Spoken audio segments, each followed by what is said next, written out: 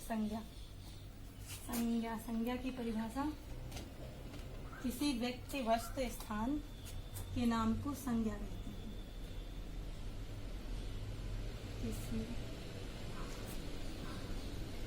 व्यक्ति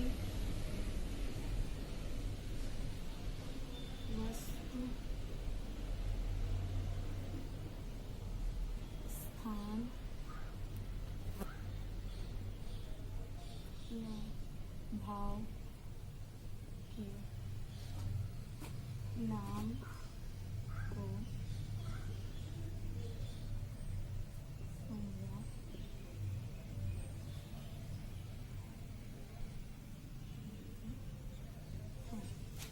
संज्ञा। संज्ञा की परिभाषा किसी व्यक्ति वस्तु स्थान या भाव के नाम को संज्ञा कहते हैं। संज्ञा इसका अर्थ ही होता है नाम, इसका मतलब ही नाम होता है। तो किसी व्यक्ति वस्तु या स्थान के नाम को हम संज्ञा कहते हैं। जैसे किसी व्यक्ति का नाम राम या मोहन,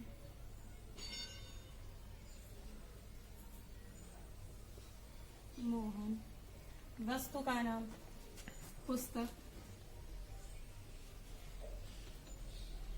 या मेज, किसी स्थान का नाम जैसे आगरा या लखनऊ, अथवा भाव जैसे बचपन या बुढ़ापा या ईमानदारी,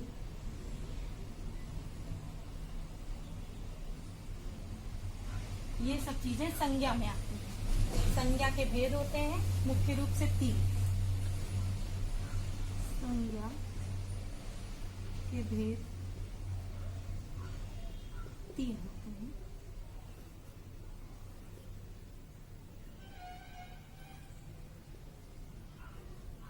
नंबर 1, व्यक्तिवाचक संज्ञा। व्यक्तिवाचक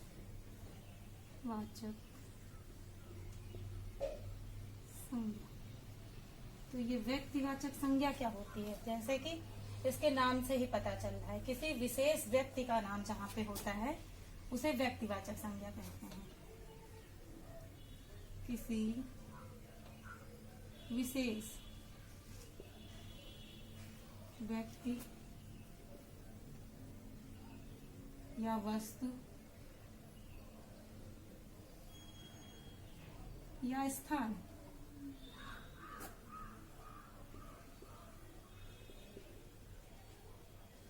के नाम को व्यक्तिवाचक संज्ञा कहते हैं। व्यक्तिवाचक संज्ञा कहते हैं। जैसे किसी विशेष व्यक्ति या वस्तु होती है या विशेष स्थान होता है, उसके नाम को हम व्यक्तिवाचक संज्ञा कहते हैं। जैसे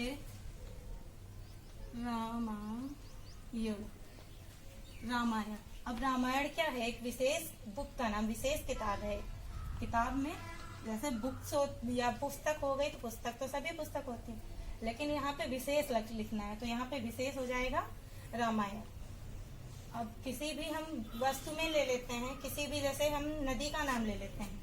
अगर हमने नदी कहा तो सभी नदी आ गई, लेकिन हम गंगा लिखते हैं तो गंगा में केवल एक विशेष का नाम लिया, हमने किसी विशेष व्यक्ति का नाम लिया। जैसे विशेष व्यक्ति हमने राम का नाम ले लिया, भगवान राम या महात्मा गांधी।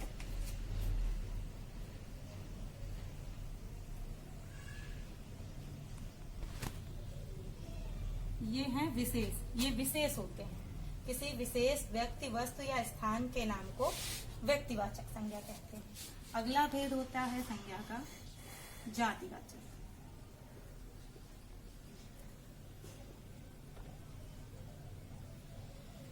जातिवाचक संज्ञा। तो जातिवाचक संज्ञा की परिभाषा जैसे कि इसके नाम से पता चल रहा है, जातिवाचक। तो जब किसी की जाति बताई जाती है, जाति मतलब समूह में बताया जाता है उसे,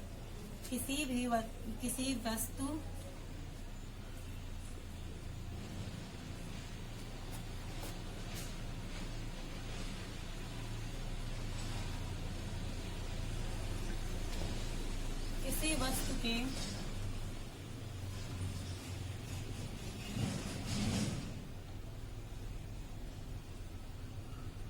समूह का ज्ञान कराने वाले शब्दों को जातिवाचक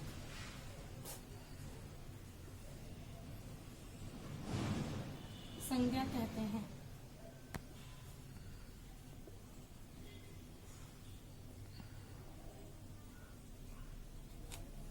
अब जातिवाचक जैसे किसी जाति मतलब पूरा समूह आ जाता है इसमें। जैसे उदाहरण हम लेते हैं इसका,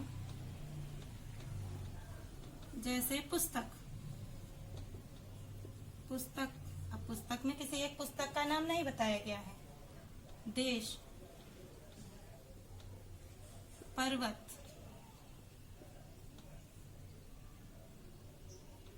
या फिर हम व्यक्ति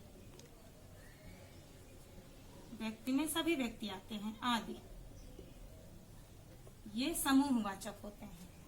किसी एक का नाम नहीं बताया जाता है, पूरे समूह का नाम, उसकी पूरी जाति बताई जाती है। अब तीसरा है आपका, तीसरी संज्ञा का भेद होता है भाववाचक। भाववाचक संज्ञा। भाववाचक संज्ञा क्या है? जिसमें हमें किसी के भाव का पता चले, जिसमें हमें किसी के भाव का पता चले। किसी व्यक्ति या वस्तु के गुण, दोष, दशा, अवस्था,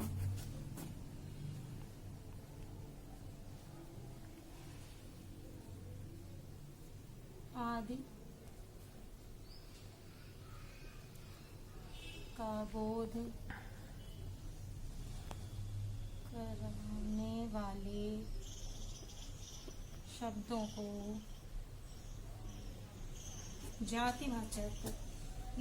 भाववाचक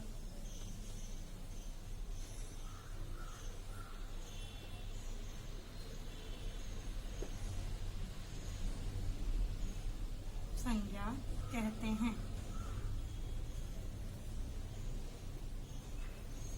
तो भाववाचक क्या है? किसी व्यक्ति या किसी वस्तु के गुण, दोष, दशा, अवस्था आदि का बोध कराने वाले शब्दों को जिनसे हमें उसके भाव पता चलते हैं, उसे हम भाववाचक संज्ञा कहते हैं।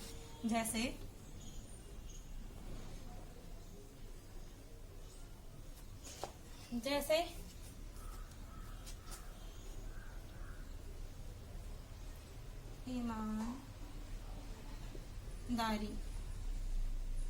ईमानदारी। अब ईमानदारी क्या है? एक गुण है किसी का।